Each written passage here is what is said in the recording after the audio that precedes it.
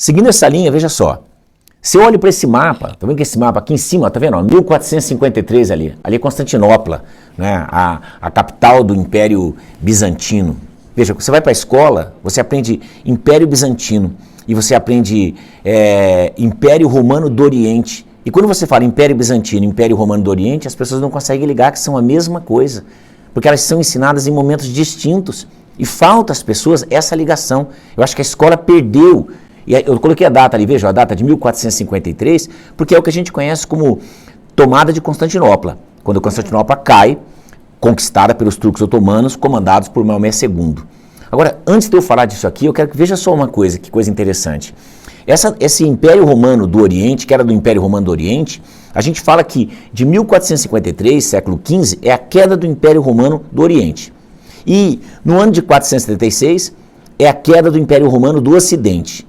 Veja como isso já coloca na cabeça dos alunos uma questão interessante.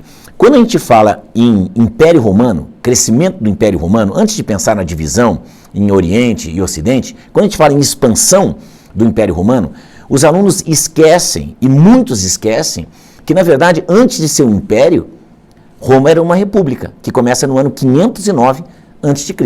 Então a gente fala, os meninos pensam em Império Romano como se Roma sempre tivesse sido um império. E na verdade não foi assim. Tanto é verdade que a gente trata César como um imperador romano, quando César na verdade foi um ditador romano. Foi um ditador romano. O primeiro imperador romano é Otaviano, Otávio Augusto. Isso vai acontecer no ano de 27. Então 27 a.C. Só neste momento, vamos pensar que o César atravessa o Rubicão em 49 a.C. e vai ser assassinado em 44.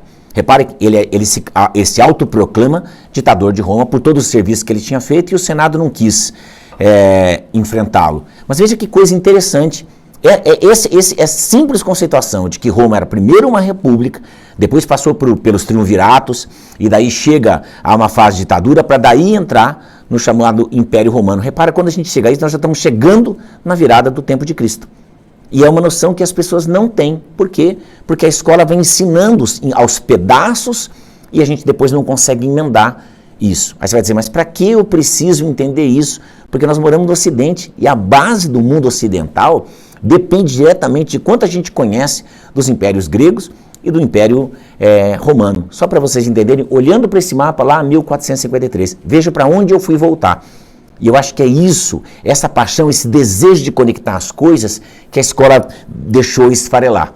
Eu sei porque eu fui professor e quando eu fazia as conexões, eu via quantos alunos ficavam comigo, porque eles começavam a construir sentido na cabeça deles. Então, educação é, antes de tudo, construir sentido na cabeça das pessoas.